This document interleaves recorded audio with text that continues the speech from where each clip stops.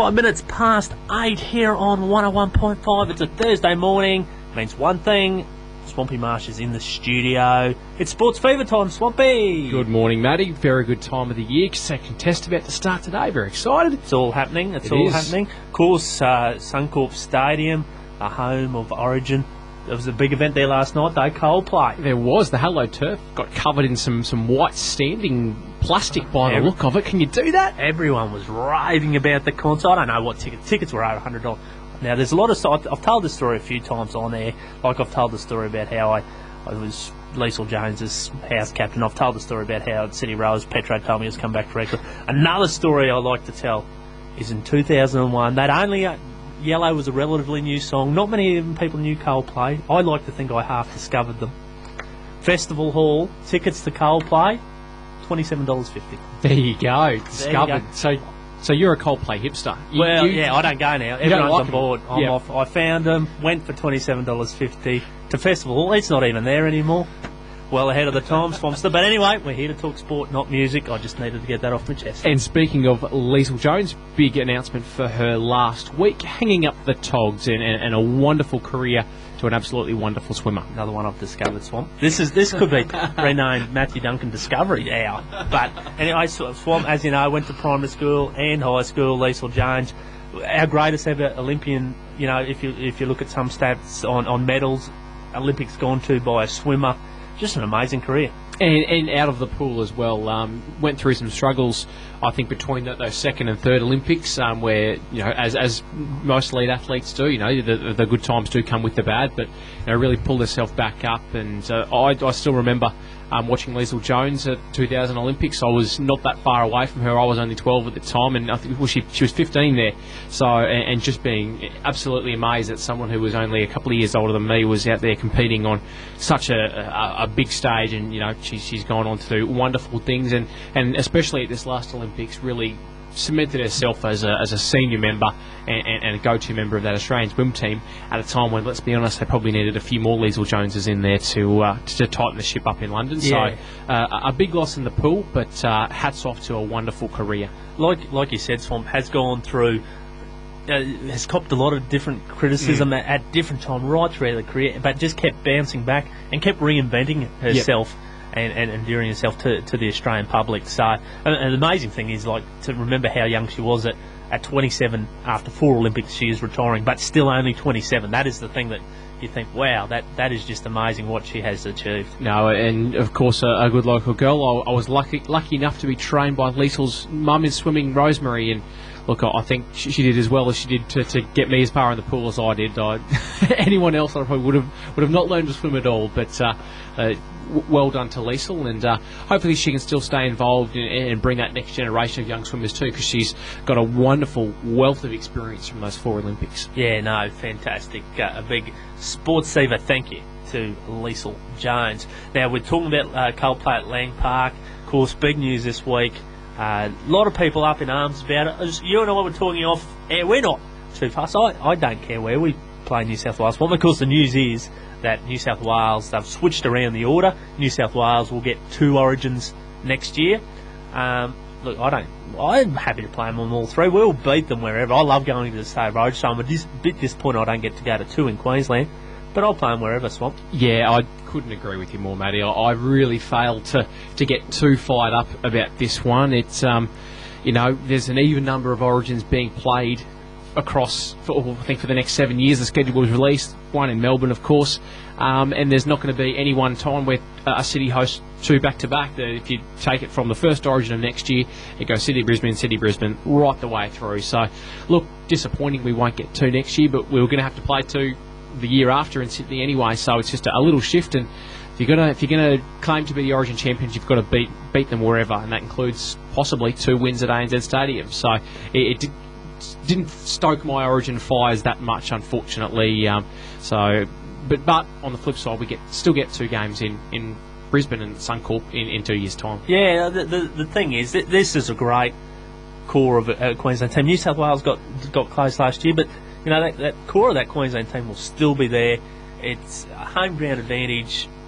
It is a big thing, but I think this is something that, you know, can really fire the Queenslanders up. Say, look, we've still got something to prove, that we can win with 2 games in New South Wales, make it 8 straight, and away we go. And they probably do still have something to prove in that regards, matey. They had some real success there in, I think it was 7, 8, and 9, but the last couple of years have struggled there, and New South Wales have worked hard, and credit to them, to turn it into as much of a Suncorp replica as they could, and we've struggled down there. So, they need to pick themselves back up and prove that they can win at ANZ if they want to win this series. Yep, no real big concerns there. I like the ad taken out in today's paper by, I think, maybe 4X or one of the other sponsors say, thanks New South Wales for helping us improve our away record in State of Origin. I think that's the attitude to take. Yeah, absolutely. I completely agree. It's another challenge, and don't we love being underdogs as Queenslanders? Though if we weren't underdogs, what would we be? No, they've got to throw something in our path to give us the underdog status, and we'll definitely take the 2 away games next year as that. I think it works in our favour perfectly. Very good. Now, what else we got coming up in the show today? Big show today. Of course, we talked a little bit about the Redcliffe Dolphins ins and outs last year, and some of those familiar names to the Caboolture League fans is Jake Carl. He'll be coming on to have a quick chat to us about his signing to the Dolphins and what he's hoping to do there, and move on from there. We've got continuing a little bit of Dolphin stuff. We've got someone from the One-Eye Dolphins on to talk about, of course, the Dolphins Masters team. They're off to New Zealand next year, and to talk a little bit about that side. And of course, with the second test starting today, very special guest. He knows cricket like none other, Robert Crash Craddock, coming on to give us his wrap of the second test starting very, very soon, in a couple of hours. And a local, of course. Let's not forget. Of course. One of our own. Yes. So we claim him here. We do. And not even a tenuous link either. No, he is claimed. And we'll talk to him about that at 8:45 this morning. So action-packed, as always, Swamp. We better play a song, and we'll be back to talk more sport. It's 14 minutes past 8 here on 101.5. You're listening to Sports Fever with Matthew and Peter Swampy Marsh. Joining us on the line now. He was a fan favourite of ours when we did the broadcast of the Caboolture Snakes matches this season, 2012. We've heard the good news, that he has signed on to try his luck with the Redcliffe Dolphins in season 2013. We're, of course, talking to flying three-quarter Jake Carl. Good morning to you. Good morning. How are you going? Yeah, we're very good here, Jake. Now, before we get to the signing with the Dolphins, take the listeners through sort of a little bit about your rugby league career, Jake, because I think a lot of them would be surprised about just how long you've been playing the game. Well, I only started playing 3 years ago, and started in the under-18s, and then played 1 season, and was lucky enough to play A grade at the end of that year, and then played 2 seasons of A grade and won 1 premiership. So haven't been playing that long, really. And of course, like you said, the first season that you did find yourself in the A grade for the Snakes was the wonderful premiership run of 2011. What was it like to be a part of that side? Just unreal. That's pretty much, everything was just crazy, pretty much. Just to be lucky enough to be a part of that side was good. So it certainly was an amazing team. Had you come from another sport, Jake, that you took up rugby league so late? Yeah, I played hockey for 10 years when I was younger, and then just always wanted to play league, and then switched over. And heading to the Dolphins next year, was this an aspiration of yours to try your luck at that Queensland Cup level, or is it something that just kind of just happened out of the blue? I always dreamed about doing it, but never thought that I'd actually get the opportunity to go there. The Dolphins were always the number one side, but just didn't know if I was good enough or how they felt about it. So I'm just over the moon about going there. Yeah, of course, the story of how you did get picked up by the Dolphins. A couple of senior Dolphins members coming out to the game against Gympie this year, and listeners will all know, but you can perhaps remind them, Jake, what did you do in that game to catch the Dolphins' attention? Scored a 90-metre intercept try on in the last probably 10 seconds, so to secure the win, so it was good. And by all reports, that was one of the Snakes' absolute best games of this year. How did you rate your own performance, except for the for the length of the field try? It wasn't an outstanding game, but I didn't do anything too bad, so I was pretty happy with it.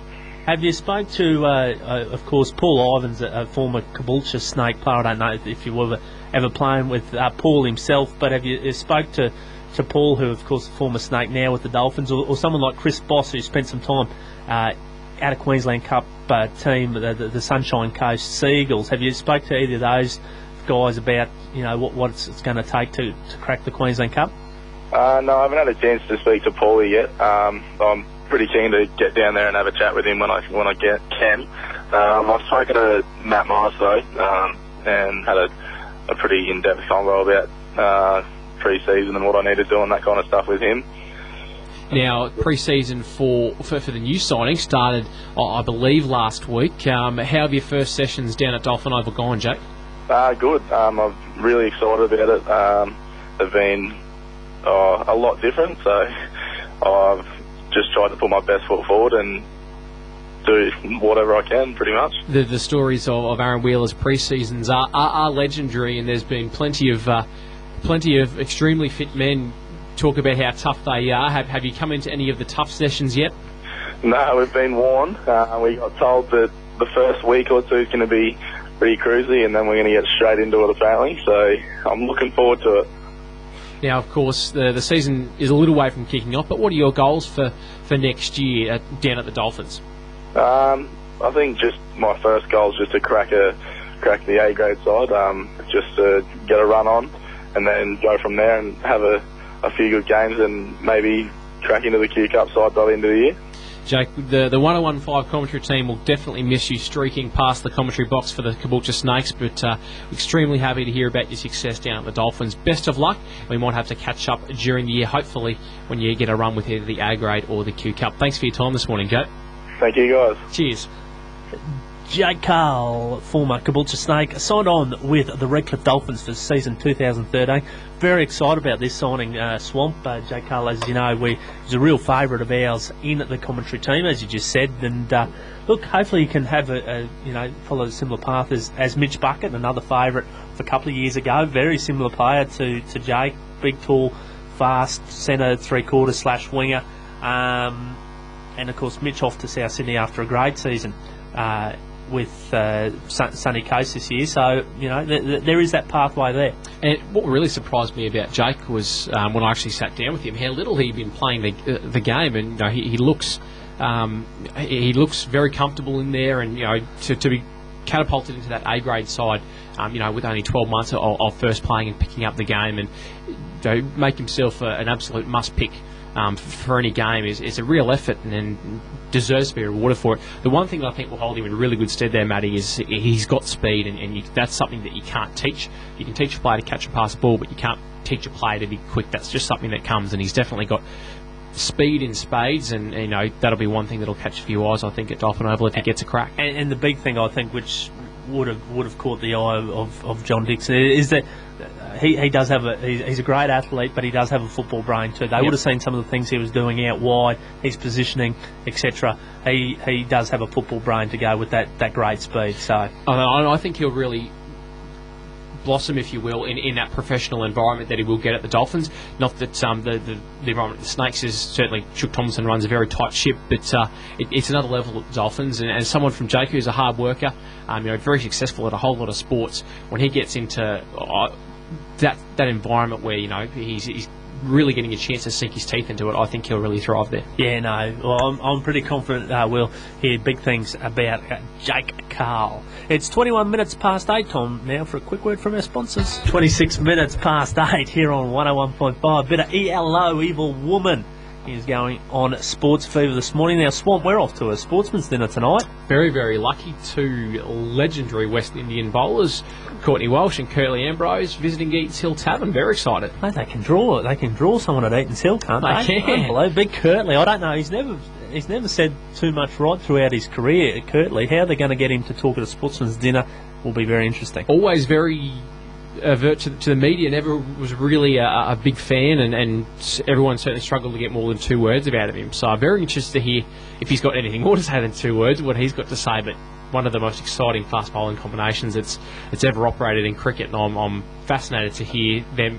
We don't see great pairs of fast bowlers like them operate too much these days. South Africa's probably got the closest one in Morné Morkel and Dale Steyn, and I love that about cricket. It's that old-fashioned fire and brimstone from both ends. They were just amazing. Then didn't they have a production line of fast bowlers there for a while? The West Indies, Joel Garner going back, and then Malcolm Marshall come through, Ambrose, Courtney Walsh, Patrick Patterson. There was just a string of them. As they just keep producing. But in my mind, growing up watching cricket, Kirtley's still the best fast bowler I've ever seen. Just he bowled so consistently, and yet with so much fire, he's got so much bounce. He was such a dangerous bowler at the time, and don't ever fire him up. You know, Dean Jones, and I'm sure this might get mentioned tonight when Dean Jones asked him to remove the wristband. They still talk about that spell of bowling afterwards. One of the greatest of all time. I'm really looking forward to that tonight. But on a local front, how have our Caboolture Snake cricket team been travelling? 2 very good wins since we last caught up on air, Matty. On Saturday this week, a big one-day win over Maroochydore with a really disciplined team bowling performance. I think there were 2 wickets to Matt Parkinson, Jason Forrest, Matt Anderson, and then 1 to Annie Shablon and a run out. A really good effort in the field from the Snakes as well. They were incredibly impressed with their catching and throwing, and really dusting up Maroochydore. I don't know the exact score off the top of my head, but did the job up there over some really fierce rivals in Maroochydore, really their number one rivals for the last couple of years, and a really good way for the Snakes to get themselves started in this competition. We've talked about some of their struggles in the start of the year, but for them to get into a win like that and play like the Snakes, well, most people expect them to play, is really good, and that's especially after that kind of sketchy win over Glasshouse the round before, and they continued on. I think that could be the win that they needed. They played Glasshouse in the semi-final of the T20 knockout on Tuesday night, and were just far too strong. They only finished up with 8 for 133 from their own innings, and really that's a pretty achievable target in the 2020. But again, the bowling performance outstanding. They had Glasshouse all done and dusted for 94, so the Snakes moved through to the T20 knockout final for the 3rd year in a row. Still yet to claim the title. This is the one that's eluded them. They've done the double the last 2 years, and just haven't been able to claim that 2020 title despite being in the final. So they'll be really, really eager to get this one. It's the one they haven't got as a unit, and hopefully they can keep this stretch of form going, which is really back to the bloodthirsty take no prisoner Snakes that we've known over the last 2 years. I'm going to put my record on the line that the Joe Bond Peter Lease medal, the Ocean Park Cox play, they are specials to win the T20 this year. And speaking of picking winners, I do need my due recognition for tipping Mr. Scott at the Masters. You've gone all right. We did say you were due. I do know about golf. You do. You are a golf man. Of course, you're still talking around asking people for slings about the Bubba Watson tip. You still say anything. Buy me a coffee. You're still pestering me to everywhere we go. Can you buy me a sandwich? I remember Bubba Watson. This is unbelievable. One day we forget. Now you'll bring up Adam Scott, the tip for Adam Scott. I will. So. And just very quickly, another results from that Masters. Cameron Smith, of course, Bray Park one teamer golfer, was doing exceptionally well. Had a final round blowout of 5 over, unfortunately, to finish at 4 over for the tournament. Had he kept his overnight score of about 1 under, he would have finished inside the top 10. He was tied for 3rd top amateur there, so I think he finished about a tie for 30th. So still a wonderful result for Cameron Smith as an amateur to finish in the top 30. And those first 3 rounds, and he played some really good golf too, Swamp, some really, really good golf. Just a shame that last round blew it out. It doesn't take away from the effort, but it would have been nice just to see, if he had ended up with that top 10 finish. And that separates the Adam Scotts from the Cameron Smiths of the world. For those really, really big golfers have plenty of experience. They know how to deliver in a final round, and it mentally is a massive game of golf. It's incredibly taxing to hold yourself for 4 straight days and keep that concentration. And there were a lot of players that fell over in that final day, and unfortunately Cam fell victim to it, but he'll be stronger from that. He's still an amateur, is still very young, so just awesome stuff to see him up there and competing in just a couple little things tricking up, but he'll sort them out. Sometimes you learn more from a last round like that than having a consistent round. So probably Absolutely. A blessing in disguise in some ways. It's 29 minutes to 9. Time for a quick song. We'll be back to talk some Masters Rugby League. 25 to 9 here on 101.5. You listen to SportsFeva with Matthew and Peter Swampy Marsh. Swamp, time now to talk some more rugby league. But this time, this is one of my favourite named sporting teams going around. Darren Quinn from the One-Eyed Dolphins is joining me on the line. Morning, Darren. Good morning, Matt. How are you? Mate, really good, mate. Really good. Now, tell us about these One-Eyed Dolphins and the competition you're playing. Mate, it's a Masters competition over 35s, and basically, mate, it's the Masters of Rugby League Australia, the comp that we're playing.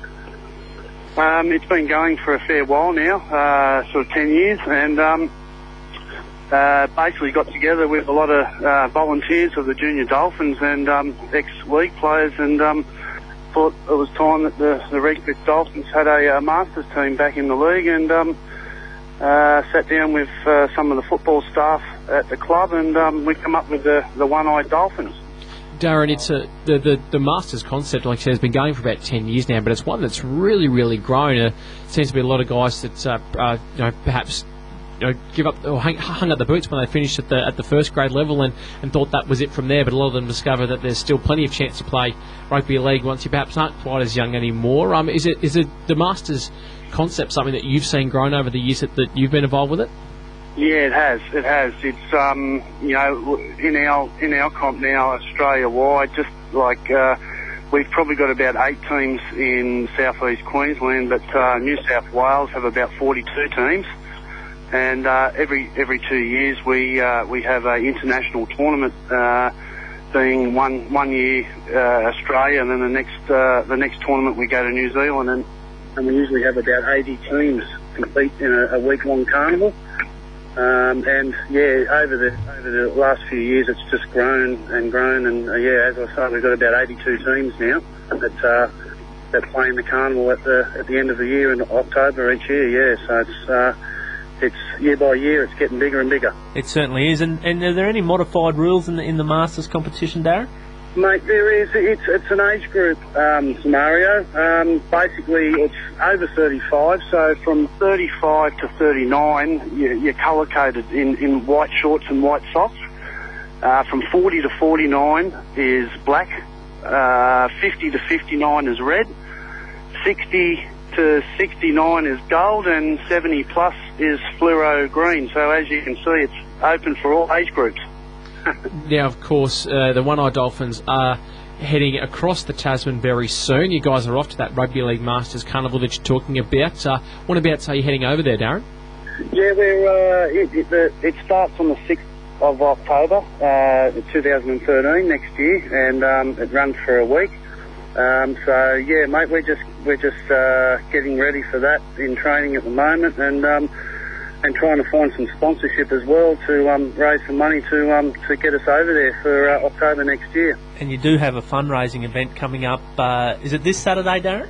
It is, yeah. There's a new mobile phone accessory shop opening up just on the corner of Anzac Avenue and Redcliffe Parade, just opposite the Moncomo, in the old Chorlby Misso building. So there's a big opening day there, and we've got a fundraising barbecue happening from 9 o'clock. So, yeah, so we'll have a few of the players down there and have a nice sausage sizzle happening. Fantastic. Sounds good to me. I might head along there for a snag or two myself. Now, Darren, before we let you go, if anyone is interested in, I've been listening to this morning, thought, geez, that Masters concept sounds really good. I wouldn't mind coming and have a run for the One-Eyed Dolphins. Or they've thought, oh, we wouldn't mind sponsoring these guys. Who's the best person to contact? Yeah, mate, it's me, myself, or you could actually contact the Dolphins Football Club, and Kirsty Fields will pass my contact number and email address on, but I can leave my number and email address with you guys, and yeah, we're always looking for more players, so or some sponsorship. That'd be great. No, that sounds good, and for anyone that wants to contact Kirsty at the Redcliffe Football Club, the number to call is 3203 7333, and just ask for Kirsty Fields. Darren, thank you very much for joining us on SportsFeva this morning. Good luck firstly with the barbecue on the weekend. Don't burn the snags, and we look forward to seeing the One-Eyed Dolphins in action in 2013. Great, thanks a lot guys for having us. Cheers, Darren. Okay, bye.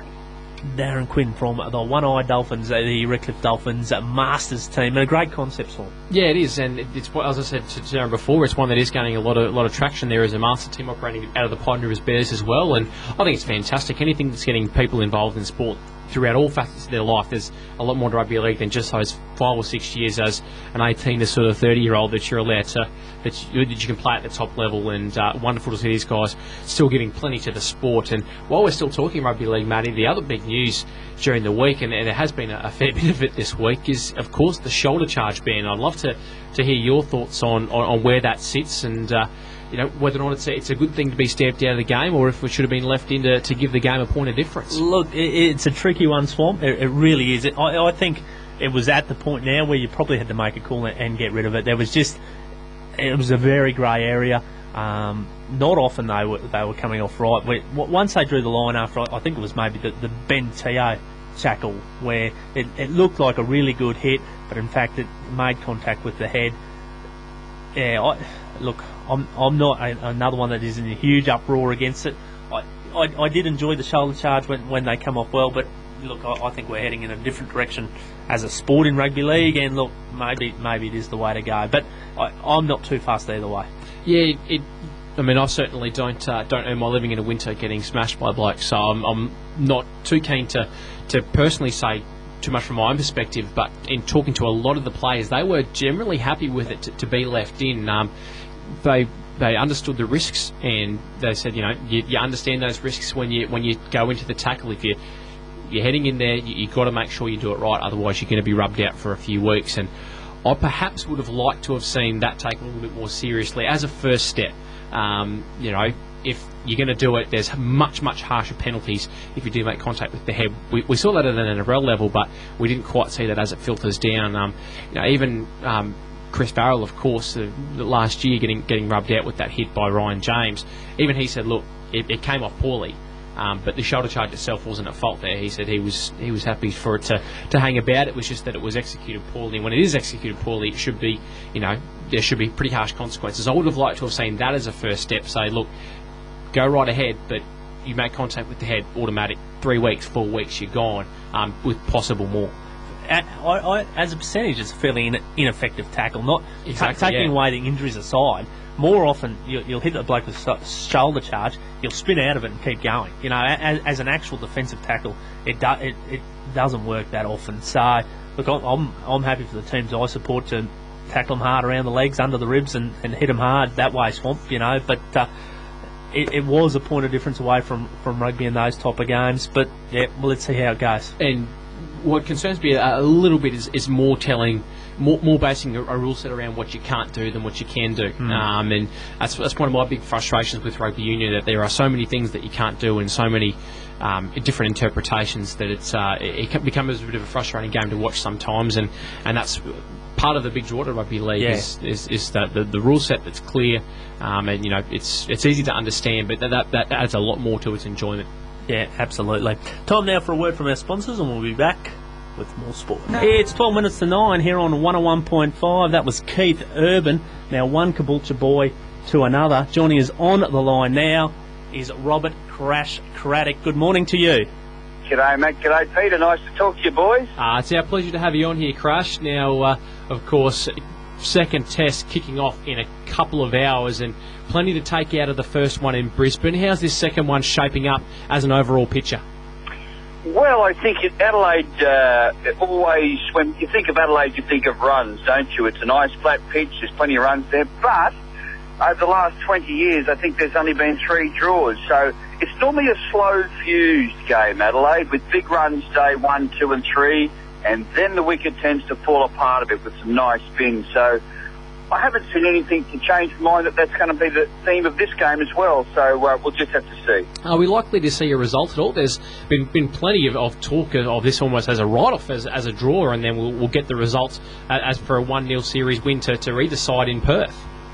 Yeah, look, but as I said, the stats are pretty good pointing towards a result.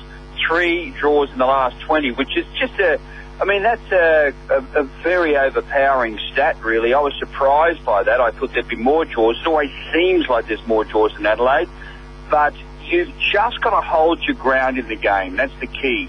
You've just got to make sure you put that 450-plus total on the board in the first innings, and it almost becomes like a bartering chip in the second. So I understand there's a little bit of grass on the wicket. There might be a little bit of seam early, but Michael Clark, I think, averages about 75 in Adelaide. Ricky Ponting in the 60s, so they'll be expecting big runs. What have the Australians learnt from that first test about the South Africans, Crash? They've learnt that they are gettable. They're not invincible. They're a tough team with a lot of bowling options, but they can drop their heads a little bit if things don't run their way. I thought that their level of spirit in that first test was poor. that they decided after about day 2 the game was going to be a draw, and they ran out of puff a bit. So, yeah, Australia got a lot out of it for sure.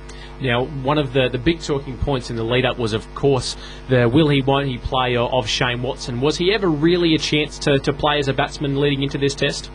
Well, from the moment that Pat Howard and indeed Johnny Barrera basically said that he had to bowl to play in the test, and then he landed in Adelaide and said, I can't bowl, well, his chances were somewhere between 0 and 10%, I reckon, and so it was all a bit of a waste of time, I felt. I mean, if he was never going to bowl on the net, he never was, well, you know, that was the parameters they set him.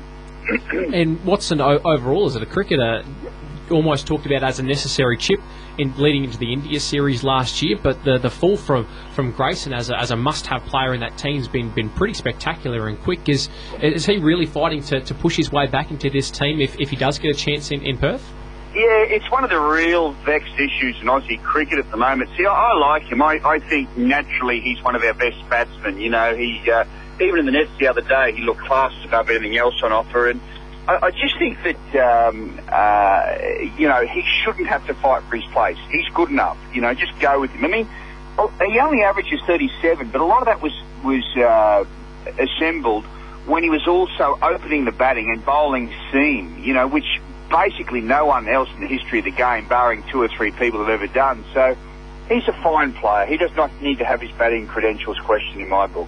Yeah, I tend to agree there, and of course when he is bowling and fit, one of the best out there. Of course, the other change that was talked about in the Aussie team was the possible inclusion of Stark in for Hilton House. That's one I would have liked to have seen brought in there. What do you think the selectors left Stark out, Crash? Well, I think they left him out because of the feeling that Ben Hilfenhaus was so good last season. He's had one bad test. He was under-bowled. The bowling will do him a bit of good. He improved throughout the game. And, you know, I've got to say, like, batsmen can get away with having 5 bad tests in a row sometimes. Poor old bowlers have one bad test and we put them on the block. So I wasn't totally unhappy to see Hilton House get another go. However, he must fire up soon. Stark is breathing down his neck, and there will be changes in Perth. No worries about that. And speaking of getting fired up, one of my favourite moments from that first test was seeing Jimmy Pattinson getting under the skin of Graham Smith and backing that up by getting his man. Can we expect to see a little bit more fire from Pattinson perhaps after he's seen that it's worked in the first test? Oh, I think so. I think they'll try and put a bit of heat on Smith, and you know, it's the jury is split both ways, and that some people love the aggression. Others thought, well, mate, you played 8 tests, do you mind? You know, you're hardly a fire-breathing dragon. But he is a good bowler. He's the future for Australia as far as I'm concerned, your next long-term spearhead. So, yeah, I'm watching him closely. He's a fine player with enormous promise. And speaking of future players, Crash, we always like to look to the future, and as proud Queenslanders, is there anyone in that current Bull squad you can see maybe forcing their way into that Australian Test squad in the next 18 months or so? Yeah, I think there's 2 that stand out to me. I think Usman Khawaja is got class written all over him. I mean, they say the century he made in Hobart on a seaming deck, no one else could hit the ball off the square. That's outstanding. He will be back, I'm sure. And Joe Burns is another nice player, you know. Maybe he's a year or 2 away, but they're watching him very, very closely. And I think, honestly, 3 or 4 centuries could... If Rob Quiney can play for Australia at age 30 with a batting average of 37, Joe Burns can do so within the next 2 years. Another one that we've been watching quite closely in that bullside crash is young leg spinner Cameron Boyce. It's still very much a developing prospect, but what does he have to do, you think, over the next couple of Shield seasons to really catch the eye of the Australian selectors? Well, that's exactly what he's got to do. I think it's always going to be hard for him bowling at the Gabba, but certainly if he can shine away from home and just, you know, just develop. I mean, I like the look of him. He's a nice player, and you know, he could. Look, who else is there? I mean, beyond Nathan Lyon, who's underrated in my book, nice bowler. There's very little out there. So honestly, a leg spinner would only have to take 2 5-wicket hauls, you know, in 5 games, and he would be squarely in their sights, you know, for a developmental tour of the West Indies or somewhere, or to go to India even, but you wouldn't have to do much because the opposition that he's out there in the spin bowling ranks is desperately thin. Crash, it's been an absolute pleasure to have you on this morning. Thanks very much for all your insights into the second test, and we'll all be crossing our fingers for an Aussie victory here. Thanks very much for your time this morning, mate. Look, it's a pleasure, guys. It's really my pleasure. It's a privilege to be on your show. Thanks a lot. Bye-bye. Cheers, Crash. Thanks, Crash. As we often describe him, the premier cricket writer in Australia, but here in Caboolture, he's better known as Dr. Craddock's son, of course. He is, of course. Everyone's favourite dentist. We've been retired a few years now, John, but still a favourite. And still a very avid tennis player as well. You'll catch him down the Caboolture Tennis Association going around. Plenty of tape on the old knees these days, but still a very handy tennis player. The story about, I forget the exact time frame, but he announced his retirement, Dr. Craddock, Dr. John Craddock, and then I think he had to work for an extra nearly 12 months because everyone booked an appointment to say goodbye. Very, very much true, and certainly for my own family, he's looked after our teeth, John, for 3 generations through, and I'm sure there's plenty more stories out there. I'd say quite possibly the most popular dentist of all time in the world. Not an exceptionally popular profession. No, I've never heard everyone say, I like my dentist, but Dr. John Craddock, he was very, very popular man. Well, still is, right around the Caboolture region. Now, full time is not far off here on SportsFeva. Swamp has been action-packed as always. What's your call for the second test, Matty? I couldn't see Australia. Australia proved me wrong in that first test. They showed a bit more ticker than I thought they probably had. I really think that may have spurred on where Crash said, South Africa showed some, that they can be beaten. I think they'll go away from that first test and go, geez, we need to step up our act. I think they'll really come to play in that second test, South Africa. I think they're special. Yeah, I was in the same boat as you. I'll eat my hat. Australia really did surprise me with the fight that they showed in that first test. The Stark-Hilton House issue, I perhaps maybe would have liked to have seen Stark in there, but I see why the selectors have left him out. The Adelaide Oval going under some construction at the moment and much, much shorter boundaries, and he can get a little bit expensive, Mitchell Stark, if he does get off the mark. So Ben Hilton House, much more economical, perhaps able to tie down an end more and still provide that strike bowling weapon. So I see why they've gone with that. I would have really liked to have seen how Stark complemented Lyon, of course, tearing up those foot marks and really giving Nathan Lyon a chance to shine at the ground, where he really has an opportunity to play a role here. And I think we will see a much bigger role from both Nathan Lyon and Imran Tahir from South Africa, who has been recalled back into the side for South Africans. I'm going to call the Aussies very, very, very slightly just in this one. After lunch on the 5th day. Well, no, one way or the other, unless it's a draw, Swamp, one of us can claim rights next Thursday morning. Quick few snippets from overnight news. Well done to Denny Green, winning another, I guess, world title, we can call it. It's a little bit lost a little bit of an impact as a world title, but still, well done to Danny Green, defeating Shane Cameron. His last fight that will see Danny Green in action too. Yeah, I think he's kind of after the win said he might fight on, but we'll see. Boxers, they never seem to be retired, do they? They go on and on and on. More retirement than Adam Starr, perhaps. Absolutely, Adam Starr. Well, he is the benchmark when it comes to making comebacks. And of course, the other news overnight, still touching on cricket, is a big win by the Queensland Bulls in the Ryobi Cup last night. And thoughts out to SportsFeva favourite Chris Lynn, who copped a rogue ball in a delicate area, and that's all we'll say. And wishing Linny a big recovery. Yeah, he's a fan favourite here at SportsFeva, so best luck to Chris Lynn. It looked nasty. Had to go to hospital after the game and surgery and all the rest, so it was not looking good for poor old Linny. Poor old Linny, but a huge win to the Bulls. There's nothing better than beating New South Wales, whether it be in State of Origin, cricket, marbles, I don't care. When you beat New South Wales, it's a great day. I'd love to see the State of Origin marbles series being played. I don't think they've ever beat us in the marbles. True story. Stand by now for the national news and then Morning Magazine for all the news, views and interviews. Thanks to all our guests this morning, Jake Carl, Darren Quinn and Robert Crash Craddock.